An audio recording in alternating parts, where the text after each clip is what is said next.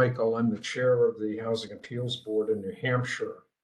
With me this morning are Elizabeth Fisher, a permanent member of the board, along with Stephen Keach, a licensed engineer in the state of New Hampshire, specially appointed by the state Supreme Court to sit on this case by order of the court dated March 17th, 2021.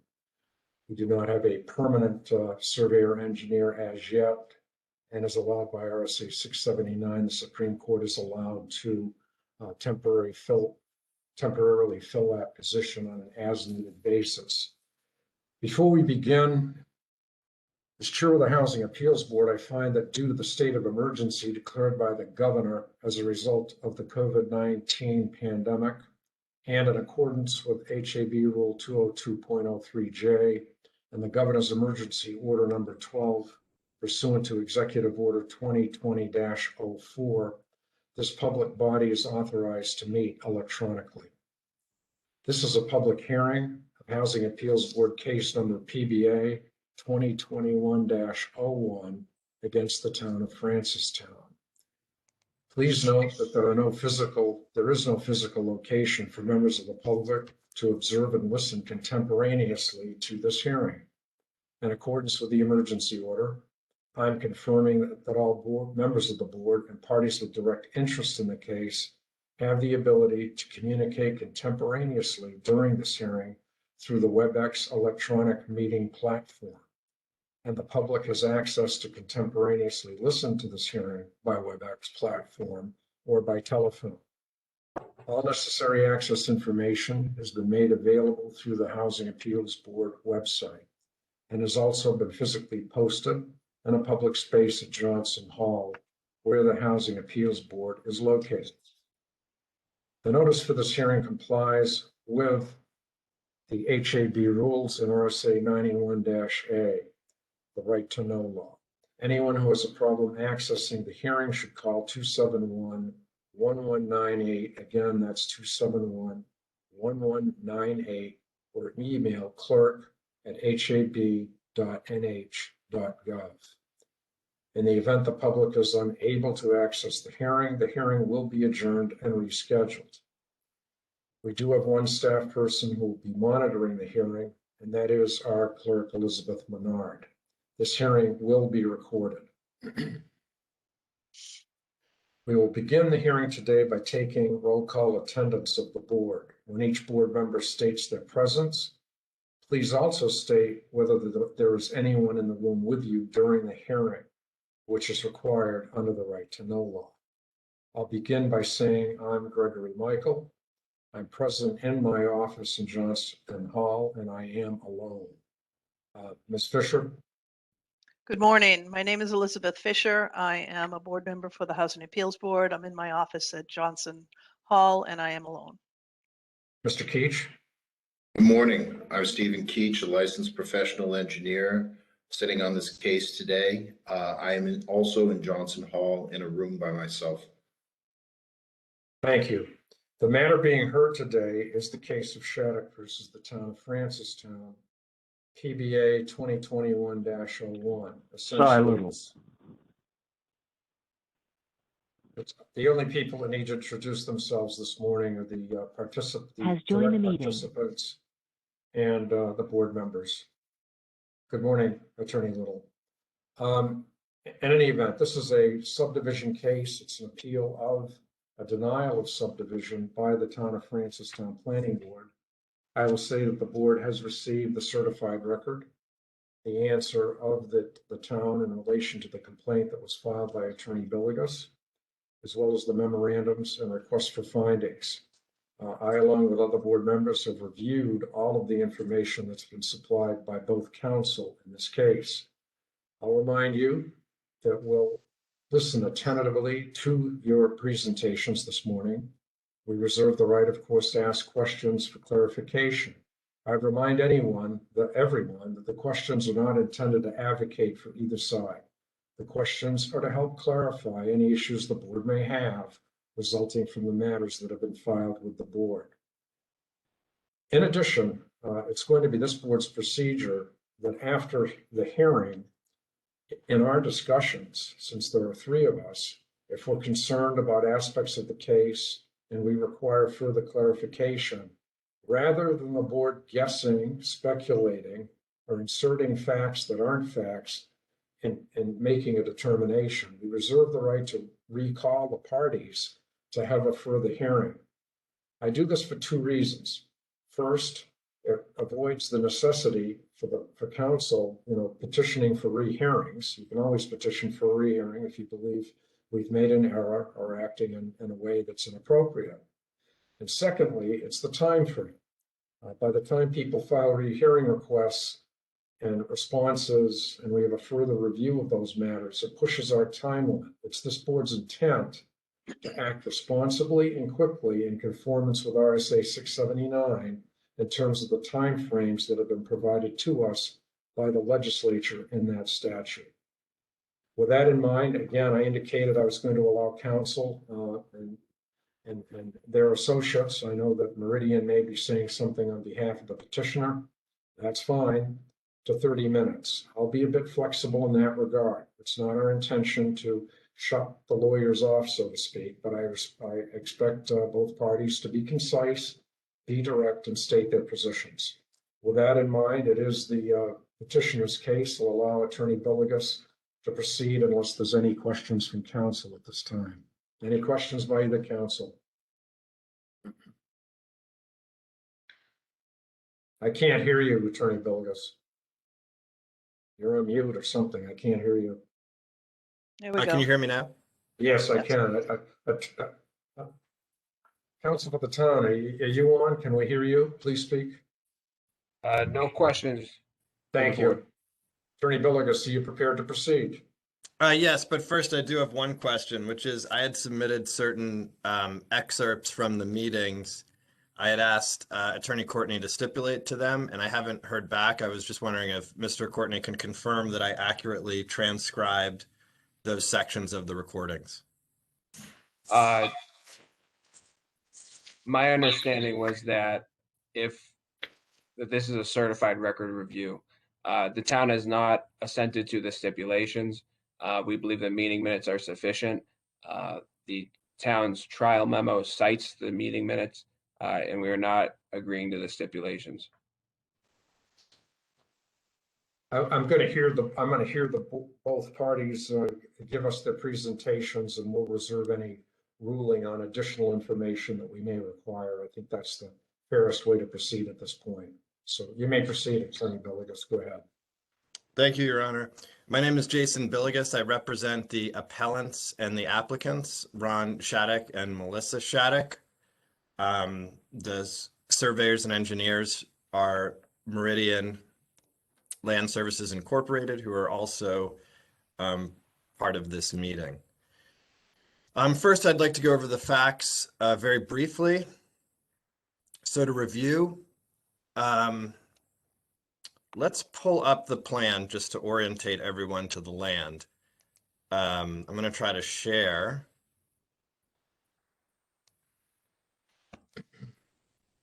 Screen here.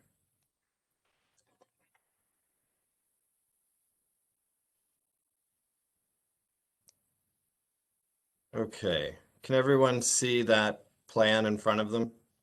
Counsel, could you are s- presenting? I can see the plan, Attorney Billigas. Yes. Yes. All right, so initially the Shattocks bought this lot 317 right here in 2015. This is directly across from their house, which is approximately right here. And then in 2019, they bought this lot 318 right here. And they bought this lot from Elizabeth Tolman, who lives right here across the street. I'm going to stop you for a minute, counsel. When you say right here, I'm not seeing any pointer. If I'm supposed to be seeing, I can see the plan, but I'm not seeing, I can see the lots. I mean, I've reviewed these plans, so I have a pretty good idea of what you're telling me, but I'm just letting you know that if you're expecting us to review something that you're pointing to, I'm not seeing a pointer. Okay. Okay. Thank you. So lot 317 is on the right-hand side or eastern side of the plan. And then lot 18 is 318 is the one on the left or the western side of the plan. It's the larger lot. The Shattocks live above lot 317. And on the other side of the road from 318, above 318, is Elizabeth Tolman. She actually sold them the land, and she appeared at the meetings and spoke in favor of the plan. That was not captured in the minutes.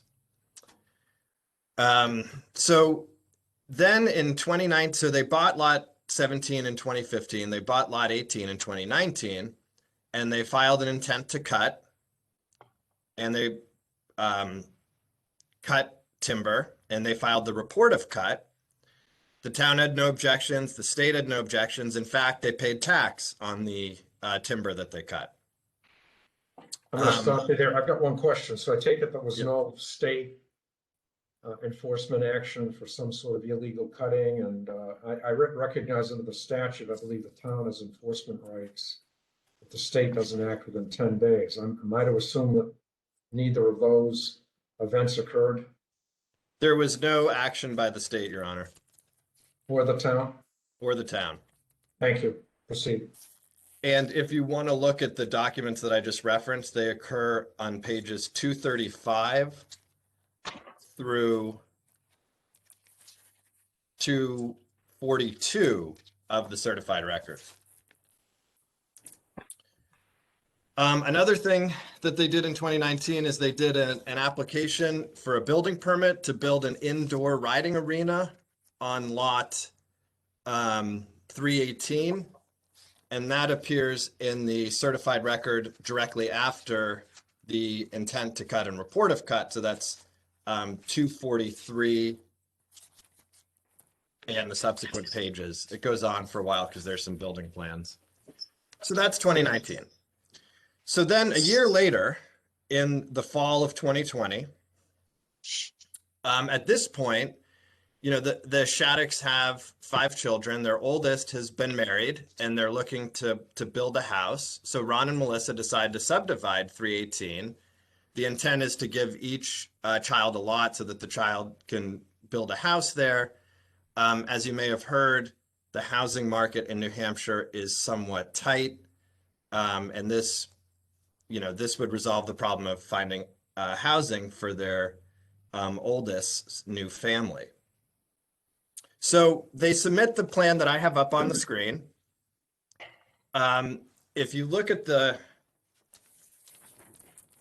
notes on the plan, note 3, note 3 is a summary. It says that it meets all zoning requirements. This is a rural district. So, you know, single family residences is a permitted use. It's an allowed use. In the subdivision regulations, they, you know, have more than the minimum lot size. They have the required amount of frontage, and they have all of the required setbacks, including setbacks relative to the wetlands, which occurs in kind of the central and southwest portion of lot 318. So all of the subdivision and zoning requirements are met, and this fact is not in dispute. Objection. This is argument, counsel. He's saying a fact not in dispute, Your Honor. I just want to clarify the record. I'll allow him to continue. It's overruled. Proceed, counsel. Thank you. And in my memo, in the end notes, I gave you a link to the recording. So if there's any doubt, you can look it up and double check me. But in the meeting on the November meeting, so just to clarify, there were then meetings in October, November, 2 in December, and 1 in January.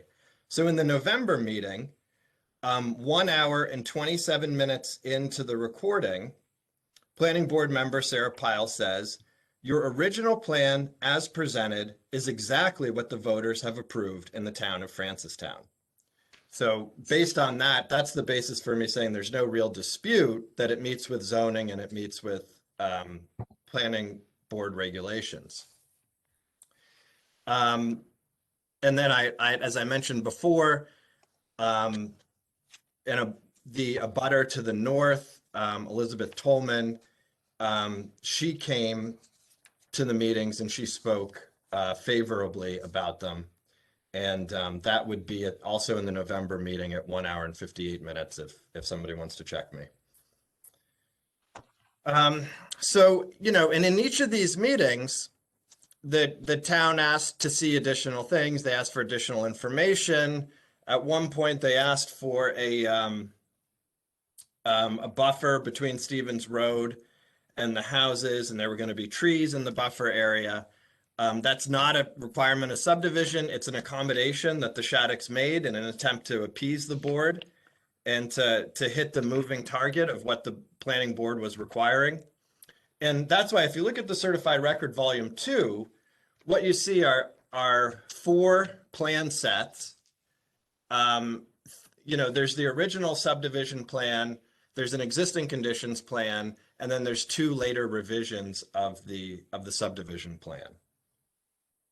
So we go over all these plans, we have a number of meetings, and then on January 5th, at 1 hour, 35 minutes into the recording, planning board member Sarah Pyle makes a motion to deny the application for these reasons. And she says, at this point, this plan as presented does not meet the requirements of the subdivision regulations. And if you want specifics, it's A4, B14, all of H, as Betsy said, as well as various other bits and parts.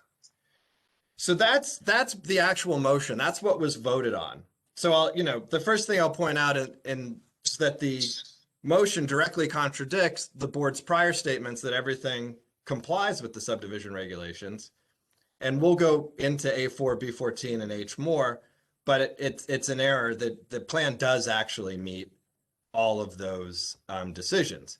The town, on January 11th, the town then issues a 2-page written decision.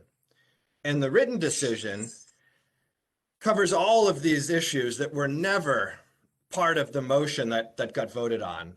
For example, the planning board planning subdivision regulations preamble, the zoning ordinance preamble, and several other sections that I'll get into.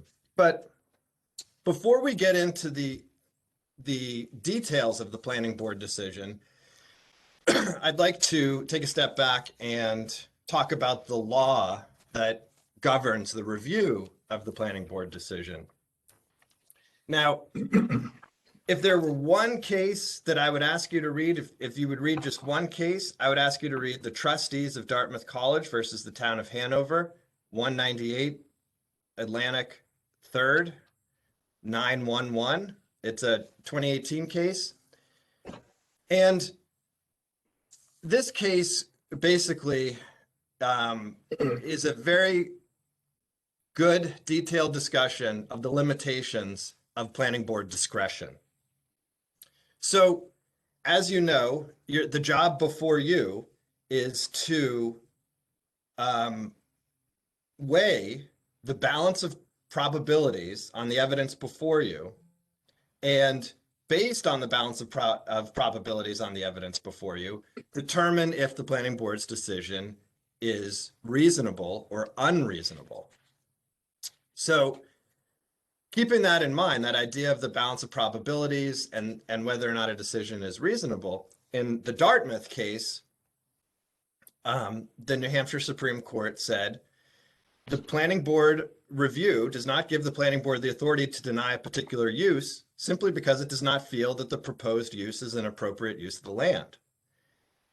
Furthermore, the planning board decisions can't be based on personal opinions, vague concerns, or subjective feelings, rather than objective and discernible standards.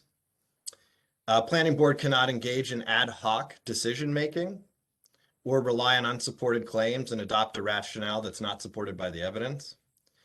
And this is an important one. A planning board cannot supersede specific regulations and ordinance that control the site plan review process with their own personal feelings, and then justify their reasoning through the application of general considerations. And to underscore that point, the court goes on to say, a planning board's reliance solely upon general considerations to override a plan's conformity with specific regulations and ordinances is unreasonable.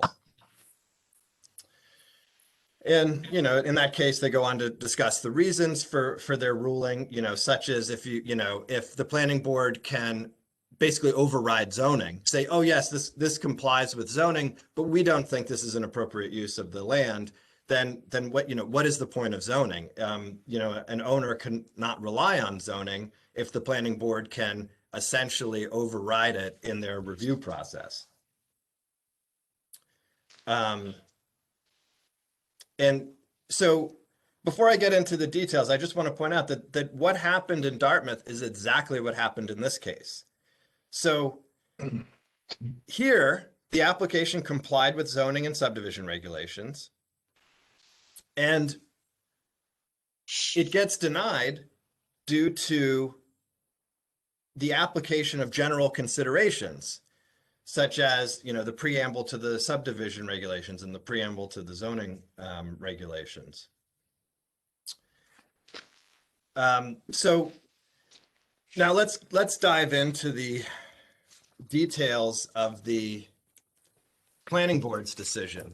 So first of all, and I would ask you to compare the actual spoken motion that was made and what was voted on with what we get as the written decision. So the written decision does not reflect what was the motion that was made and what was voted on. It contains a number of other things that were not brought up in the oral motion. I detail those on page 8 of my memorandum. But whether you look at the oral motion or the written motion, either way, they're both in error. So let's go through these errors. So the first one, and I call this paragraph 0. It's the paragraph that starts out, the board finds the overall plan as presented does not conform to the subdivision regulations as expressed in section 1 purpose and is not consistent with the general intent and the spirit of the zoning ordinance as expressed in Article 1 preamble. And again, as Dartmouth said, you cannot use vague considerations or general considerations to override specific, the plan's conformity to specific subdivision regulations and the zoning ordinance. So getting into what's labeled as paragraph 1 on the decision, the town then says that the proposed plan fails to provide an adequate remediation for the removal prior to subdivision approval of a previously extensive natural vegetative buffer on the Stevens Road frontage, as well as within portions of the 100-foot wetland setback.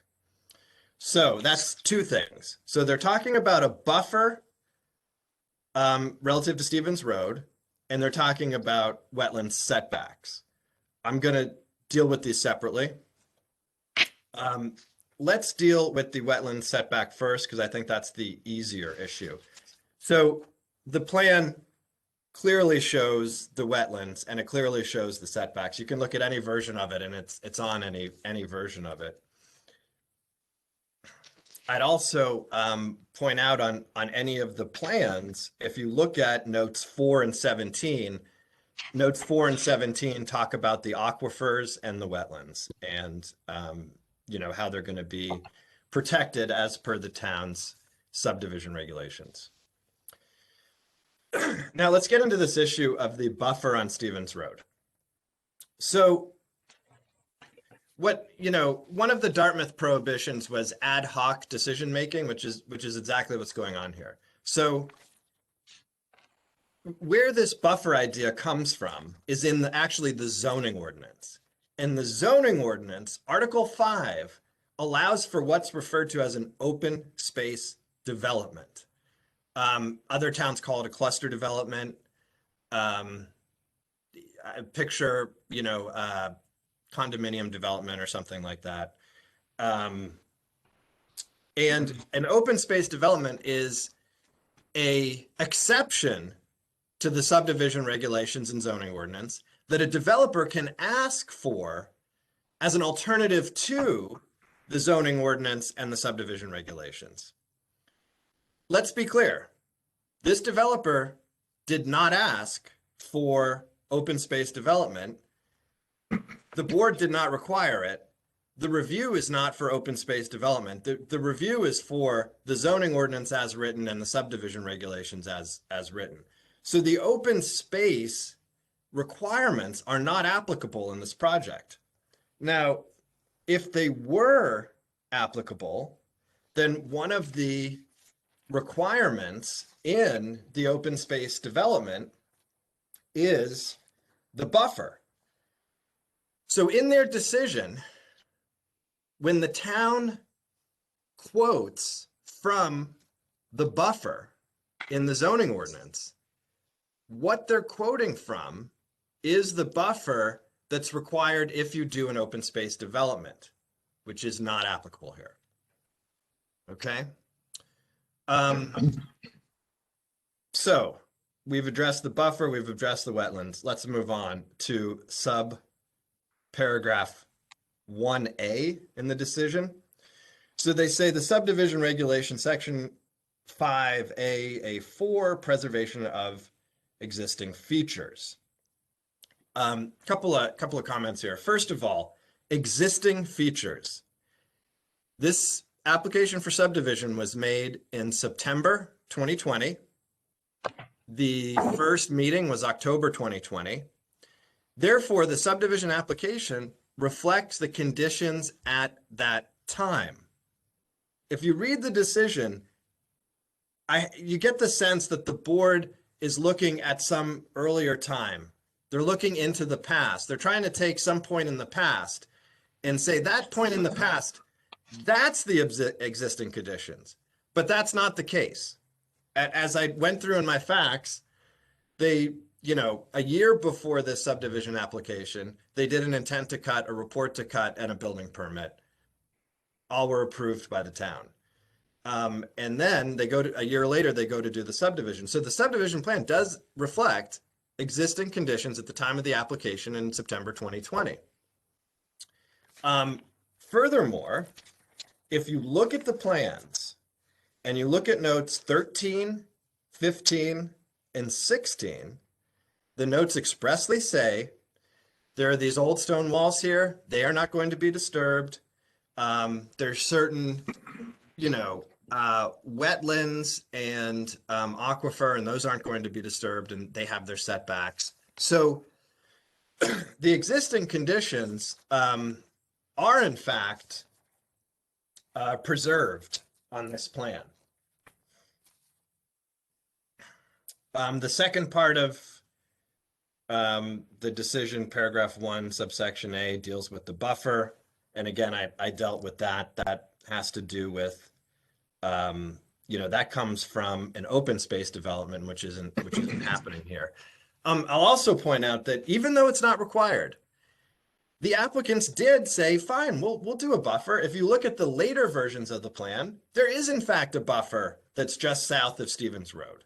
So even though it's not required, just in order to appease the town and try to get the project approved, they did in fact do a buffer.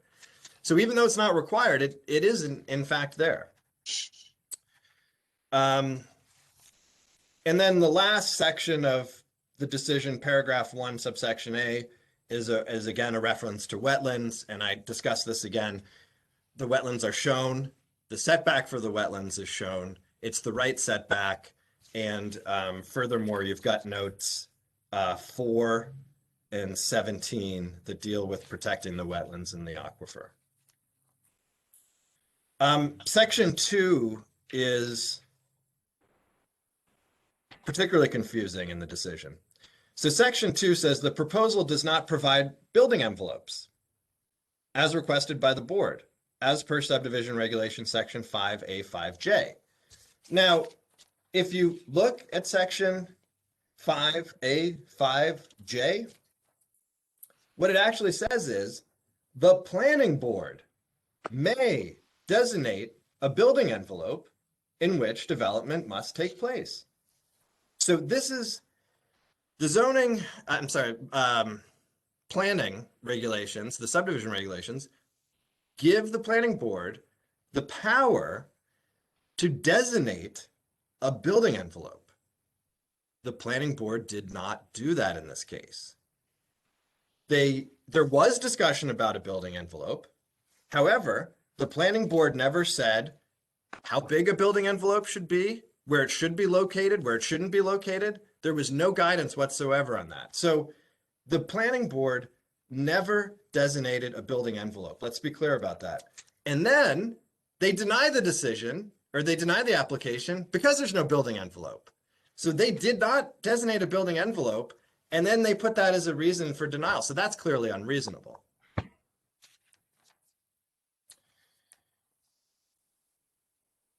The next paragraph, paragraph 3, goes on to talk about sediment and erosion control as provided by subdivision regulations, section 5H, H1 through H8, sediment and erosion control. And if you have any questions about this, you're welcome to ask Meridian. I think Mr. Keach can also confirm that the plan does meet all of the requirements through section 5H, H1 through H8. And again, not only does it meet it, but it discusses it on the plan, how it meets it. So if you look on the plan, and this is, again, this is sections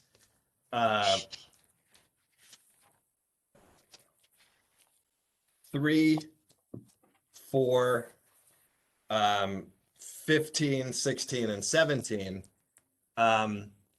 Basically, the sediment and erosion control comes in when you're doing work within a certain distance of a wetland, or you're doing work on slopes over 15 degrees.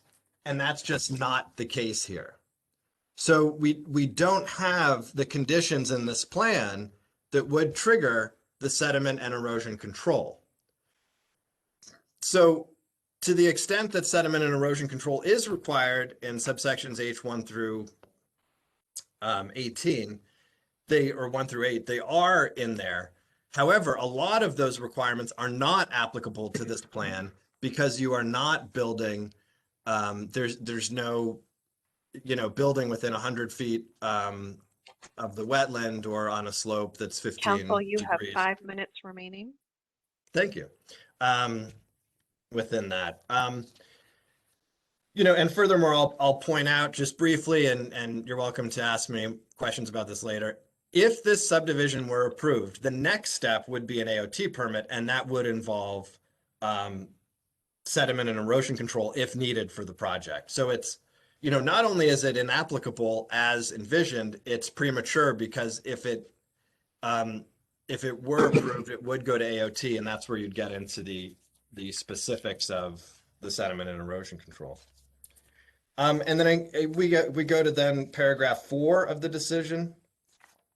The proposed subdivision shall conform to the zoning ordinance. And again, this gets back to the, Dartmouth versus Hanover case of you cannot use vague concerns or general considerations to override a plan's conformity with specific subdivision regulations and the zoning ordinance. Here, it complies with the subdivision regulations. It complies with the zoning ordinance.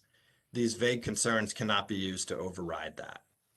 That paragraph 4 also mentions the master plan. The master plan is interesting because if you look at the master plan, and I've cited to it in my memo, it shows this area, the area south of Stevens Road, as being A, developable, and B, developable for single family residences, which is exactly what's contemplated here. So this proposal does comply with the master plan. And then there's the paragraph 5 that says no substantial public benefit would result if the board were to grant a waiver or exception. Again, to clarify, we're not looking for a waiver exception. A waiver exception is not needed because the proposal complies with the subdivision regulations and the zoning ordinance.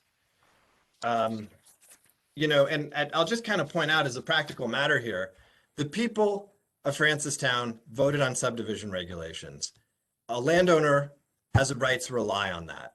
If you can just go and do a planning board meeting and the planning board can make whatever decision it wants, it has absolute discretion, it can deviate from the subdivision regulations, it can require things that are not required by the subdivision regulations, then why do we even have subdivision regulations? There would be no point in subdivision regulations. You would just, you know, have a board and the board would have complete unfettered discretion as to what it approves. But that's not how we work. You know, we're a society of laws and order, and the people voted on the subdivision regulations.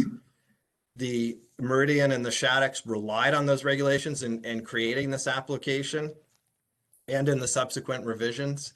And for those reasons, to deny it is unreasonable. And I just ask you that on, you know, in reviewing the balance of the probabilities, reviewing the evidence before you, reviewing the plans against the subdivision regulations and the zoning ordinance, and considering the review process in light of Dartmouth versus Hanover, you'll see that the plans do comply with the subdivision regulations and the zoning ordinance, and there's no reason to deny them.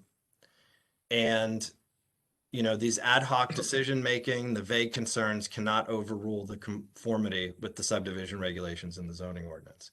So we'd ask you that on the balance of the probabilities that you find that the planning board's decision was unreasonable and that you reverse it.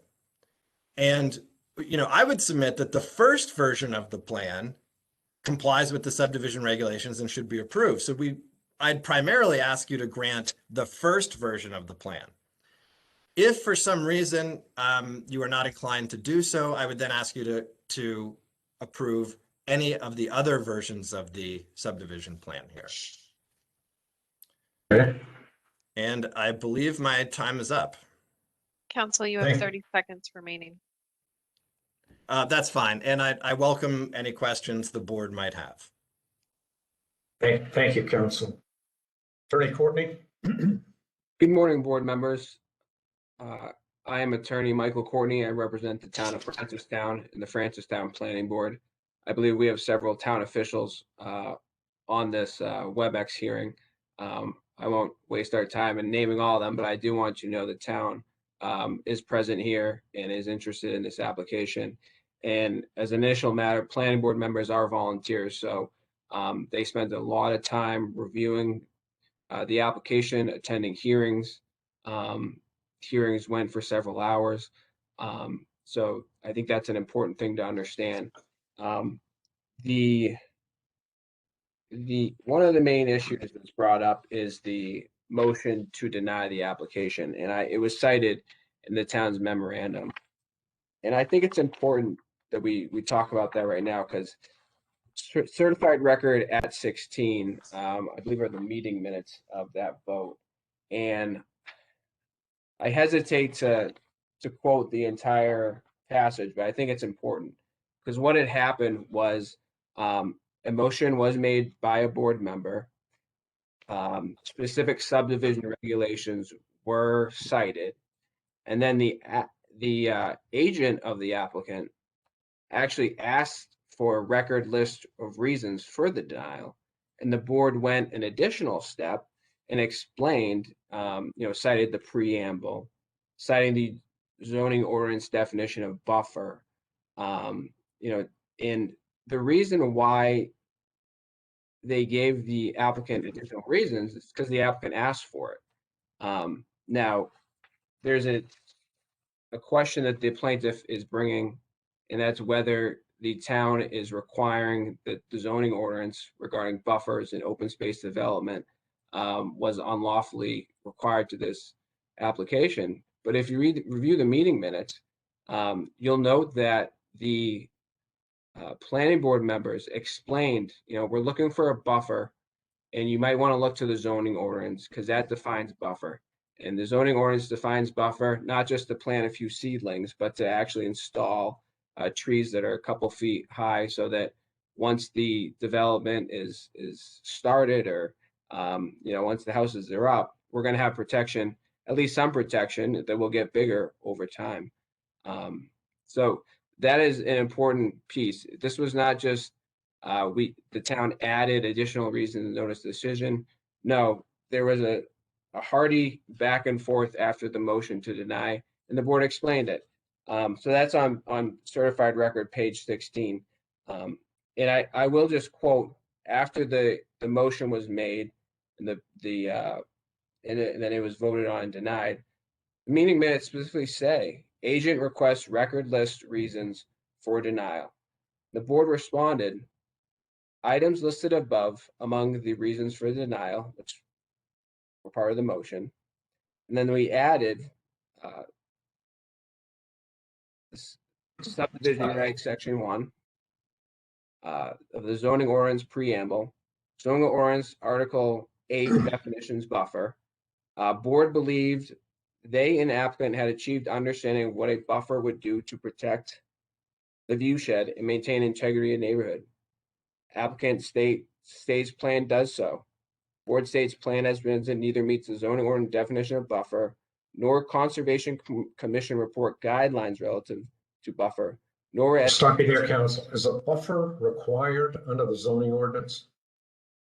I mean, you're telling me there's a definition of buffer. I hear you. I'm curious if, my question is this. I've read through the various memos and we get the inference that they're quote unquote zoning violations. And my question to you is this. If a person is confronted with a zoning deficiency, they've got a few choices. One would be, we don't think that the board is interpreting it correctly. Therefore, I'll file an administrative appeal to the zoning board for that determination. I know you're familiar with that. Second, of course, would be a variance of a specific provision that the applicant is violating. So I guess I'm going to ask you, I keep reading this, we're on the fringe of the zoning ordinance, and I'm trying to understand that if I'm the applicant, what provision would I go to the zoning board with that I'm requesting relief for? If you could try and help me with that, I would really appreciate it. Absolutely. In the passage I just read to you, the planning board referred to the zoning ordinance buffer as a recommendation of what kind of buffer they're looking for. You look in the zoning ordinance and it defines buffer and it has specifically the height of it. Well, I'm going to stop you there. Okay, we've got the definition in the ordinance. I respect that. I understand what you're telling me. Now let's get back to the planning regulations. Do the planning regulations for subdivision require a buffer of this 4-lot subdivision? I've read you folks copied in the certified record the zoning regulations and subdivision regulations, and I'm trying to understand whether for a development that's not open space, I was listening to counsel for the plaintiff. If it's not an open space development, but a 4-lot subdivision of what, about 30 acres, is a buffer required under that regulation? And that's a good question. Section of the subdivision regulation 5AA4, which is discussed in the memos, requires that the subdivider shall identify and give due regard to the preservation and protection of existing features. That existing features here was a buffer, a substantial tree buffer between Stephen Roads and the property. I'm going to stop you there. What happened was, excuse me, go ahead. Well, I understand that. And of course, one of the issues that's been brought up is the cutting, but it's my understanding that the cutting occurred. I asked counsel for the plaintiff a specific question about whether or not there was anything illegal about the cutting. Apparently there wasn't. So when this came before the planning board, I hate to use the words, you take it as you see it, but I'm trying to understand whether you believe or there's some inference that the planning board was upset with the cutting, and then, how do I put this politely, taking it out on the plaintiff. I'd like you to address that if you can, please. I don't think the certified record shows that at all. Your Okay. Honor. I think what Go had ahead. happened was the existing features of this area, this neighborhood, and what's important to understand is this is a preserved area where we don't have many areas like this in town or in the state where it's federally recognized for its unique rural character. You can drive down Stevens Road and you have the trees that are close by, and it gives that old time feeling. That's an existing feature of the property. It lasted for decades. It's not unreasonable for the planning board to simply require that the applicant be consistent with the neighborhood and the property. Subdivision regulations allow for the planning board to require more than what the applicant was proposing. And substantial discussion was had over it. What happened, I believe, is in the December meeting, the buffer was brought up right away, and the applicant said it would be too costly several times. Now, the applicant changed their plan somewhat to require some buffer, but it was not enough. Planting seedlings, it's going to take years for any kind of real meaningful buffer to to grow. So, they could have easily put down, trees that were bigger or shrubs or whatever.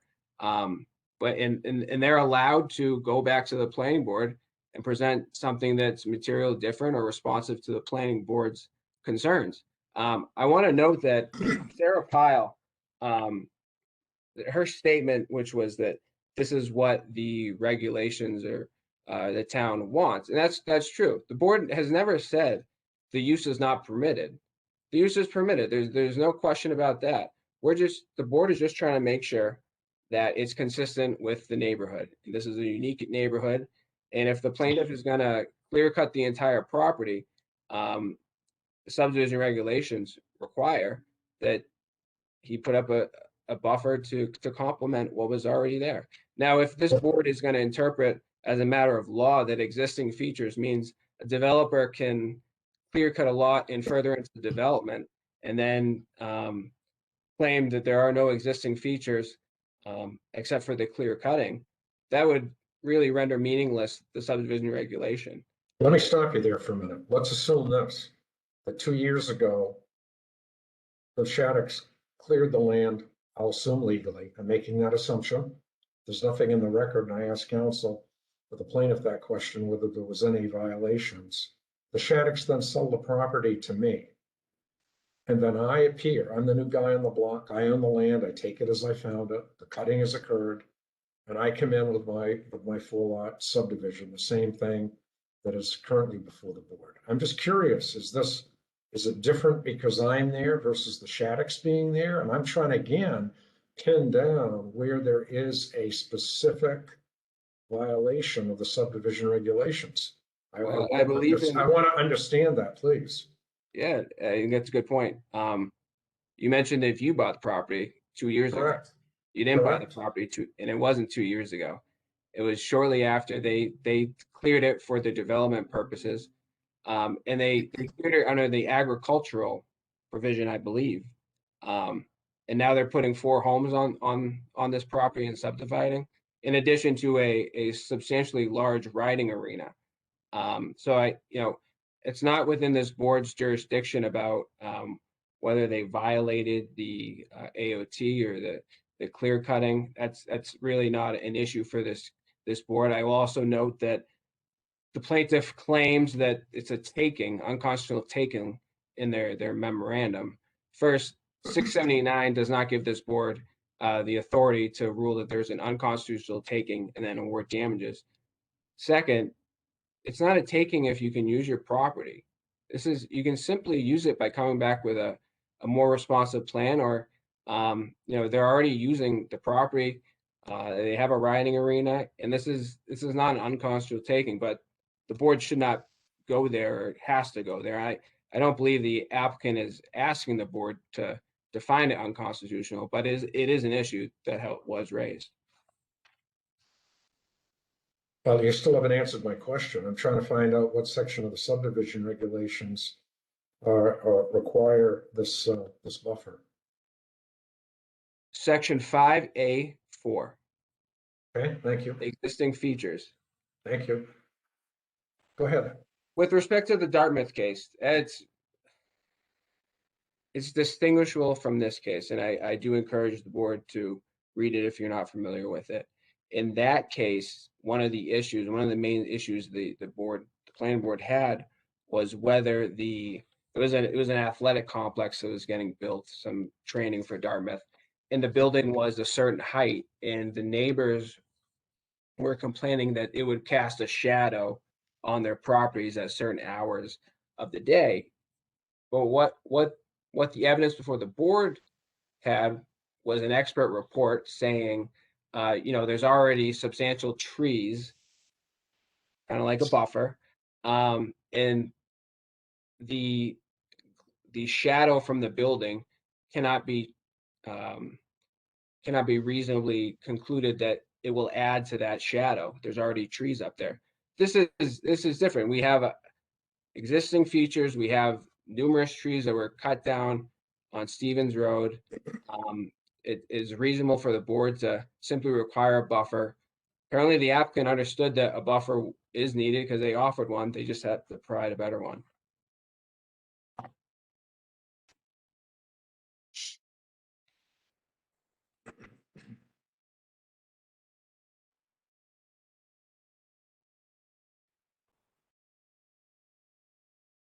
One second. Problem. And I think the one of the most important pieces this board has in this case and many other cases it's going to hear is the standard of review. Standard of review is not whether this board agrees with the planning board, but whether the certified record supports the board's decision. This is just like Superior Court review. A picture is worth 1,000 words. If this board doesn't understand, what was there before, what was there after, what's there now, I ask that the board take a view of the property and allow the parties to submit, maybe a Google Map image from 2019, because I think that is important. The board should not become a super planning board. This board has to, unlike one Superior Court where it's just one county, this board will be for the entire state. So I think it is important that we defer to the planning board as required by statute. And if there are factual issues or the board wants to know more about what's happening at the property, I encourage them to take a view and ask for additional pictures. Unfortunately, the certified record doesn't have a lot of pictures. And I think the reason why is because a lot of the town residents and neighbors and abutters knew what they were talking about. They didn't need to add numerous pictures to it.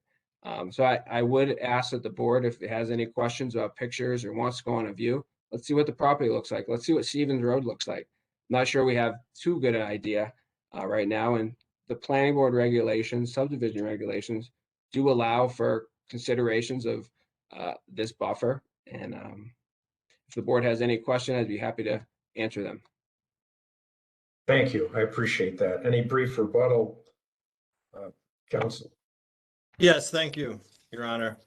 The first thing I want to address is the actual sequence of what happened with the motion. So Member Pyle made a motion, which I have accurately transcribed in my memorandum. That was what was voted on. There was then some discussion later about the reasons stated in there, but that post-decision motion discussion was not part of the decision. So you've got a motion and then you've got a vote. The discussion after the vote is not the decision. It's not the vote. It comes after the vote. So the after discussion, it's really not, it's just that, it's a discussion. What's actually effective, what the actual public action is the motion and the vote.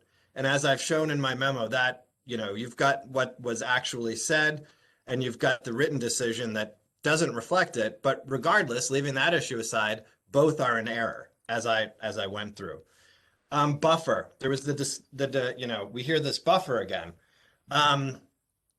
To be clear, the subdivision regulations do not require a buffer in this proposed subdivision. The zoning ordinance does not require a buffer in this situation. If they had done open space under Article 5 of the zoning ordinance, then we would have a buffer requirement. We are not doing open space, we're doing regular subdivision. And there's no open space, there's no buffer. Just to be clear, the zoning ordinance, table 2, page 44, single family dwellings are permitted. So there's no zoning issue here. Another red herring that you just heard, Your Honor, is the federal recognition. This constantly came up in the public meetings, and it was of great annoyance because it is clear Francestown does not have a historic district. In fact, in the master plan on page 19, they talk about how there was an attempt to create a historic district several years ago, and the people of Francestown voted against it. They rejected the historic district.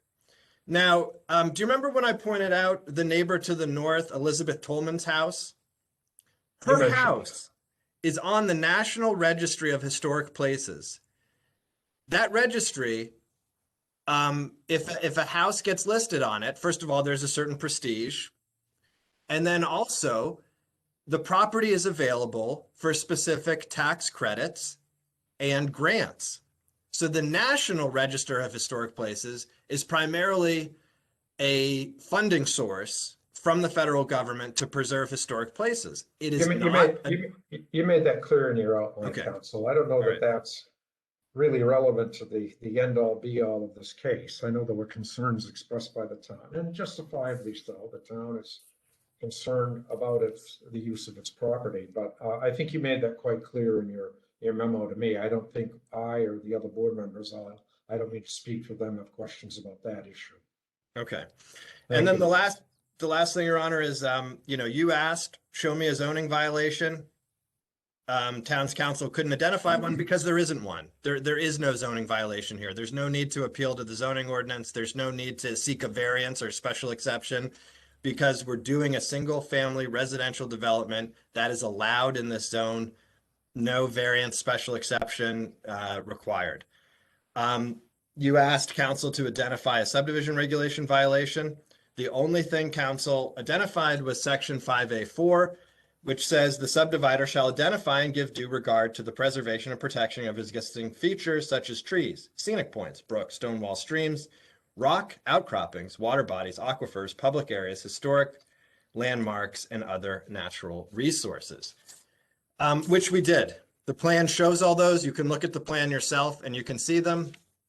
And again, in particular, I would direct your attention to notes 4 and 17, which expressly provide for the protection of the features on the land.